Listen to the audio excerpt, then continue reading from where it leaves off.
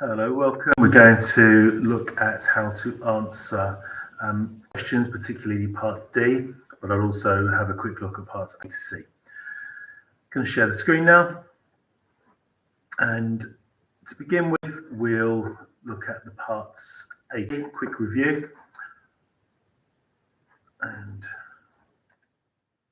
okay, so for part A, you need to make 3 clear, distinct points that are not a list.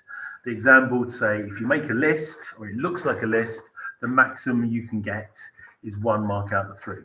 So we would ask you to write 3 clear sentences, each beginning with a discourse marker, firstly, secondly, thirdly, and to make a clear factual point. For part B answers, you're being required to explain things. So the phrases you need to look at on the right hand side there, explaining words and phrases like because, this means. So you make a point, a first clear point, make that as a sentence, and then separately in a separate sentence as part of that paragraph, you explain, you make a linked explanation. And you do that again in the second paragraph. You can also use paragraph indicators, those 2 slanted lines. And for part C, you very similar to a part B, except that you add a relevant SOA and weave it in to your answer. Now let's come back. I'll stop sharing for a second. And what I'm going to do is focus on the part D question. I'm going to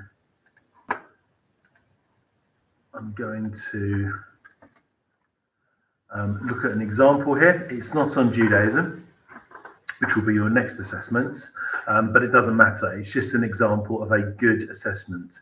This is a real life assessment from some student in the country. We don't know who it is. They were responding to the question, the teachings of Jesus are all a person needs to make ethical decisions. Evaluate this statement considering arguments for and against.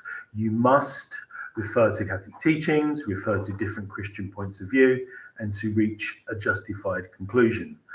They are the instructions. Now, look at their answer without reading through it. I've color-coded. You can see that they've put multiple paragraphs. When you read inside the question, they explain the points. They make factual statements, like in a part A, and then they explain them, like in a part B, and they had a SOA, like in a part C. And you can see the SOAs there are highlighted in orange. Although not all of them are clear SOAs, this person has definitely read their sources, they understand, and they're using them throughout. Some of them are very clear SOAs. For example, in the 3rd paragraph, Father, forgive them. The key thing that raises this answer to a higher level answer is the sections in purple. It's called appraisal. And this student has said whether each of the arguments for and against is a strong argument or a logical argument. And they give a reason why. So again, without reading through it, you can just see the summary, spend the time reading through it yourself and see how they've constructed each paragraph. What you'll notice as well is that they link ideas. We call this linking paragraphs. So they start on one topic, they explore it, they appraise it, and then they explore a different side, the other side, a counter argument. They don't start a new topic.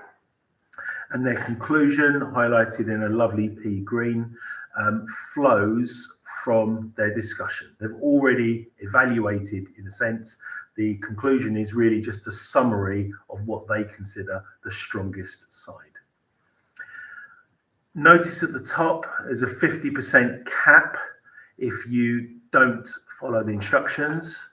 So I'm afraid if you don't refer in this case to Catholic teachings or refer to different Christian points of view, whatever the instructions are, you are automatically capped at 50%. So pay close attention to those instructions.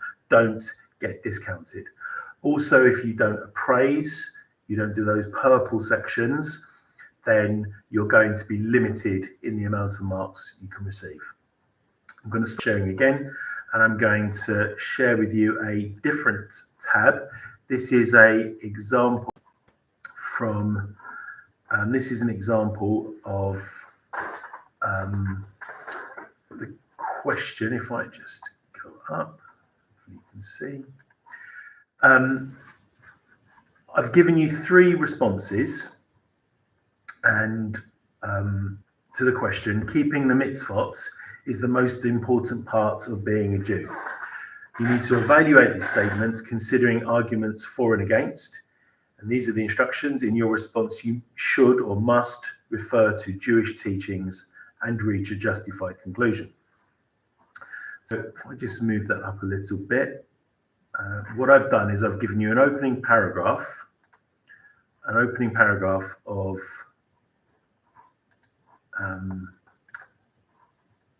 a weaker answer, a stronger answer, and then the best answer. And I will move it up, as I can see I'm blocking the view.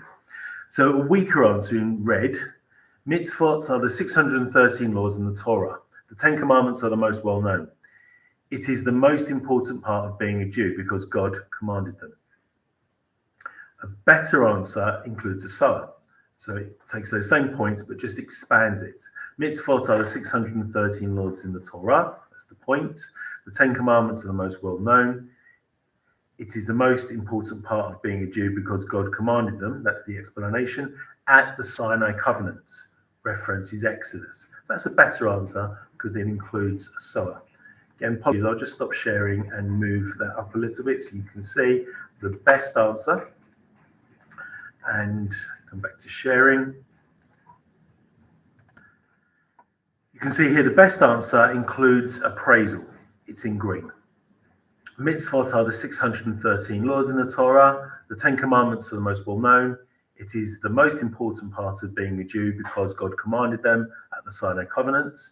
This is a good argument because it is backed by the Torah and describes a covenant which is an important agreement between God and his people. It makes an evaluative statement about the strength of the argument. It praises it and then gives a reason why it is a good argument or any other type of argument. If I go back to the rest, if I stop sharing once more and just go back to the whole of the best arguments, I'll continue the final 3 paragraphs and just share again. Okay. On the other hand, following the mitzvot, so I'm going to link these paragraphs. On the other hand, following the mitzvot isn't the only thing that makes a person Jewish. Some Jews don't follow every law, but decide which are the most important ones. For example, a Reformed Jew may be flexible with the day of the Sabbath, working and possibly even worshipping on a more convenient day. This argument seems to pick and choose between laws based on human choice, rather than because it is commanded. It seems weaker because it isn't consistent. So we're criticizing the strength of that argument because it doesn't seem to hold a consistent point of view. You can say whether arguments are strong or weak based on the quality of the evidence, whether they hold a principle that can be seen across a number of issues. We don't actually need to go through the whole of the answer. You can see most of it there. I'm happy to give out copies if you come and see me. Okay, thanks for watching. Bye-bye.